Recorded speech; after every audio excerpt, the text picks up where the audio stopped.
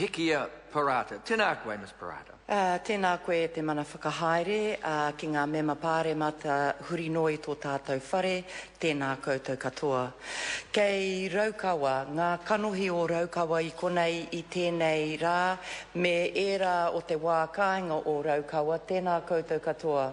Kei te mōhio tātou mō tēnei āhuatanga o te whakaaetanga I Wainganui, I ngā iwi me te karauna, he uaua, he taumaha, he wero kei roto, engari ko te tikanga ka oti pai I runga I te mōhio me whakatau ngā hara me huri te kanohi o te iwi ki te tau ki ngā tau kei mua I a koutou. Nō reira, he mihi tēnei māku kia koutou katoa, mōku, mō tō mātou taha o tēnei whare, o tira I runga no I te wairua o ngā whakaaetanga nei, I runga I te whakaetahi a te whare pāre mata kia tau tēnei kaupapa I Wainganui I a tātou. Nō reira, tēnā koutou, tēnā koutou, tēnā koutou katoa.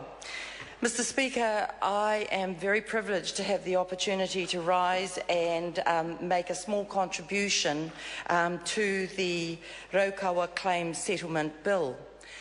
It is not usual that I have this opportunity because as Minister of Education, I believe that I am out there investing in the post-settlement opportunities, which is to ensure that as many of our young people as possible are participating in quality early childhood education, are achieving through their primary school years so that they can go on to be successful in securing a senior secondary qualification to be the investors in the carriers of the faces of the future of iwi such as Raukawa, of iwi such as Ngāti Porou, of iwi such as Ngaitahu, and of course for the benefit of Aotearoa New Zealand.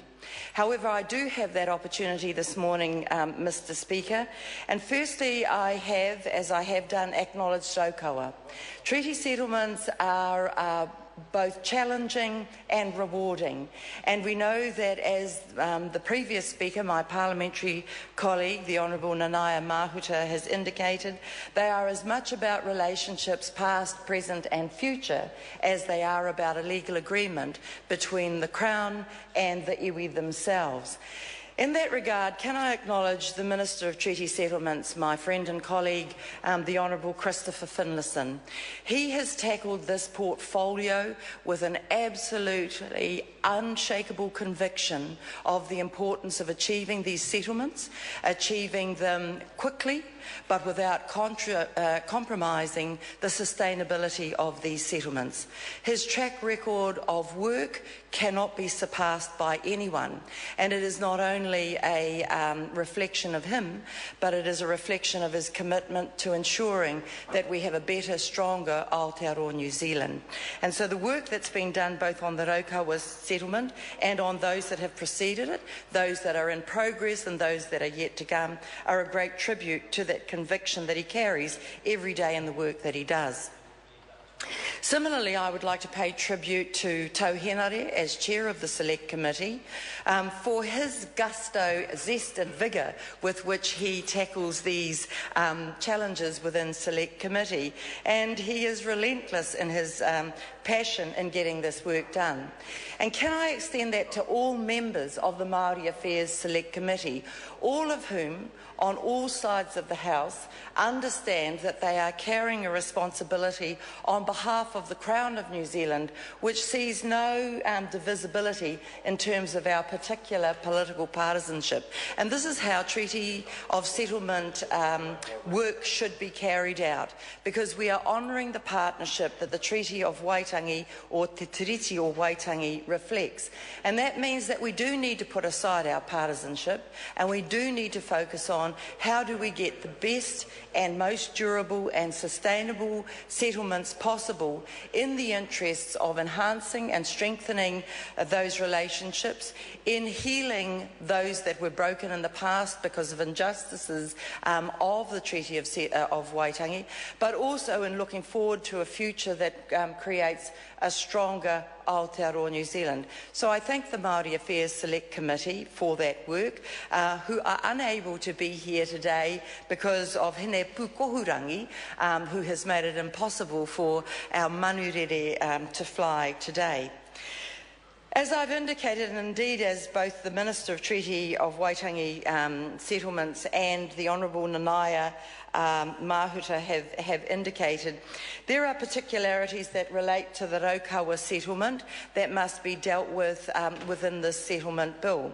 We know that there are relationships, given the geographic location of Raukawa, that inevitably impinge on both expectations and relationships. And these are sensitivities that must be worked with and worked through in order to ensure that not only do we get a durable settlement for Raukawa in terms of this settlement bill, but that we get durable and enduring relationships, whakapapa relationships that are on the boundaries of Raukawa and therefore reach into the wider Waikato, Tainui, Ngāti Koroki, Kahukura, Maniapoto and others that Raukawa bounds and are bounded by.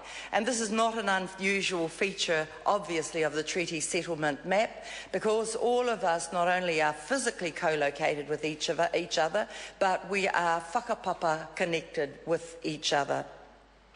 I was thinking of that, in fact, when the Honourable Nanaia Mahuta was speaking, because, of course, Nanaia is a tipuna that has particular whakapapa connections between Kahungunu and Ngāti Porou.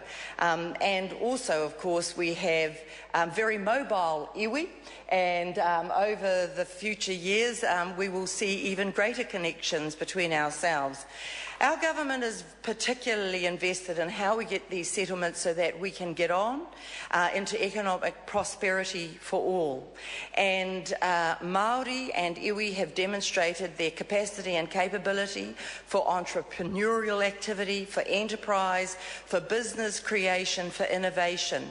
And the lack of an economic base has hindered that development in a number of iwi. Raukawa has already demonstrated its extreme capability to look towards the future. Many years ago, I can remember sitting in the Ngata Memorial College Assembly Hall as Professor Whatarangi Winiata came to talk about his vision for whakatipuranga ruamano. And of course, we're well into ruamano now, but even then, and I think this was in the late 80s, early 90s, he was talking about the importance of te reo as the platform or vehicle for language, culture and identity, which provides the context for economic drive, for social prosperity, for political participation, for growth in all of those dimensions. And that kind of vision is something that he carried as a revered leader of Raukawa, but I think of the iwi map of Aotearoa New Zealand. Te whare wānanga o Raukawa is another example of Raukawa's vision for education and for their young people, but not just for their young people, but for the health and vitality and vibrancy and dynamism and strength of Raukawa in a fully rounded way.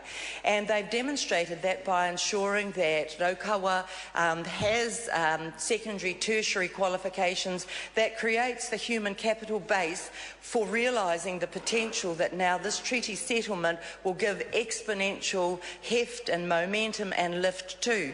So I'm delighted to be able to have the opportunity to be in the House this morning to be speaking to the speedy resolution of the Raukawa claims settlement bill, such that we can have a meeting of that investment in human capital, which of course we would say haha te mea nui o te ao, he tangata, he tangata, he tangata. In more clinical terms we would talk about human capital, which regardless of the way we describe it, Raukawa has already invested into their future, continue to do so, and now have the opportunity of strapping economic, commercial and cultural redress to that to give lift to their aspirations for their own people, and in so doing contribute to the strength of Aotearoa New Zealand.